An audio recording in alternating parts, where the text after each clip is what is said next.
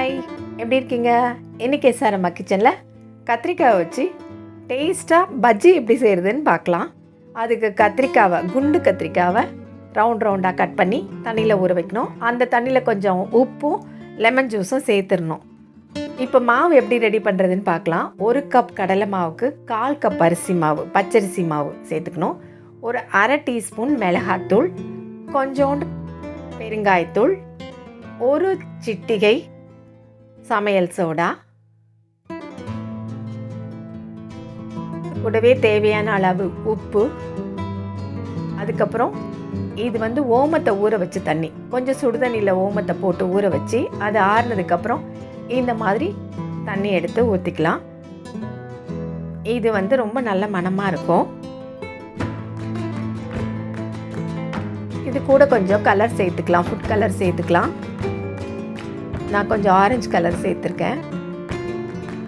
இப்போ மாவை கொஞ்சம் கொஞ்சமாக தண்ணி ஊற்றி நல்ல பதமாக பிசைஞ்சு எடுத்துக்கணும்.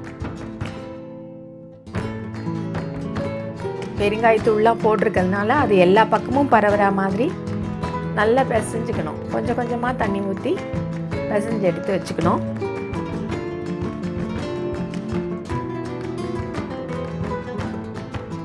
மொத்தமாக ஊற்றிட்டா தண்ணி ஆகிடும், அதனால் கொஞ்சம் கொஞ்சமாக தண்ணி சேர்த்துக்கணும்.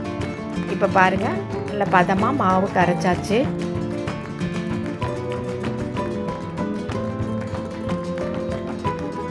கத்திரிக்காயும் கட் பண்ணி போட்டாச்சு.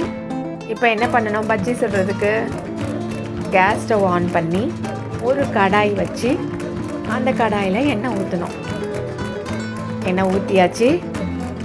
எண்ணெய் காயட்டும். காஞ்சதுக்கப்புறம் கத்திரிக்காய் துண்டுகளெல்லாம் ஒன்று ஒன்றா எடுத்து நம்ம ரெடி பண்ணி வச்சுருக்க மாவில் டிப் பண்ணி 2 பக்கமும் நல்லா பெரட்டி எடுத்து அந்த எண்ணெயில் போடணும். சூடான எண்ணெயில் போடணும். ஒன்று ஒன்றா போடணும், மொத்தமாக போடக்கூடாது.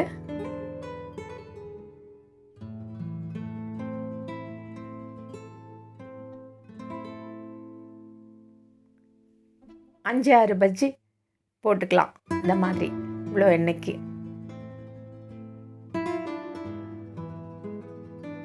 நல்லா வேகட்டும். ஒரு பக்கம் வெந்ததும் திருப்பி போடலாம்.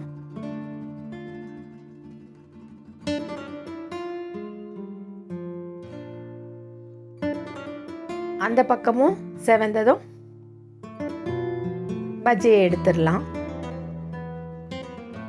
கத்திரிக்காய் தானே, இது எப்படி இருக்கும் அப்படின்னு நினைக்க வேண்டாம். கண்டிப்பாக இது ரொம்ப நல்லாயிருக்கும். நீங்களும் ஒரு தடவை செஞ்சு பாருங்கள். இதில் நம்ம போட்டிருக்க ஓமம் மாவில் ஃப்ளேவர் ரொம்ப நல்லாயிருக்கும். கண்டிப்பாக நீங்களும் ஒரு தடவை இந்த மாதிரி செஞ்சு பாருங்கள். கத்திரிக்காய்னாவே நம்ம எதில் போட்டாலுமே, சாம்பாரில் போட்டால் கூட எடுத்து வச்சுருவோம். ஆனால் இந்த மாதிரி செஞ்சு கொடுத்துருக்கும்போது கத்திரிக்காய் கண்டிப்பாக சாப்பிட்ருவாங்க. இது கண்டிப்பாக குழந்தைங்கள்லேருந்து பெரியவங்க வரைக்கும் எல்லாருக்கும் பிடிக்கும். இப்போ மீதி மாவுலேயும் பஜ்ஜி செஞ்சு எடுத்துக்கலாம்.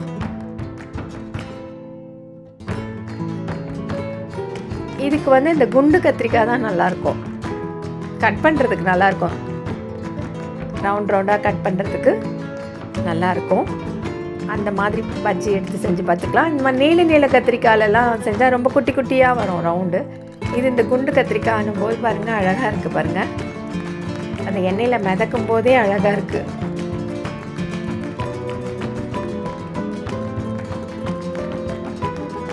இந்த மாதிரி செஞ்சு எடுத்துக்கலாம். நீங்களும் கண்டிப்பாக ட்ரை பண்ணி பாருங்கள். ஒரு தடவை ட்ரை பண்ணி பாருங்கள்.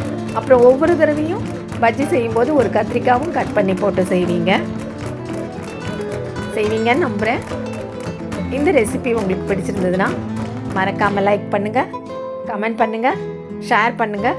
இன்னும் Amma கிச்சனை சப்ஸ்கிரைப் பண்ணாதவங்க உடனே சப்ஸ்கிரைப் பண்ணுங்கள்.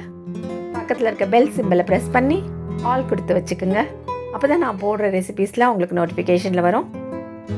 மீண்டும் சந்திப்போம். நன்றி, வணக்கம்.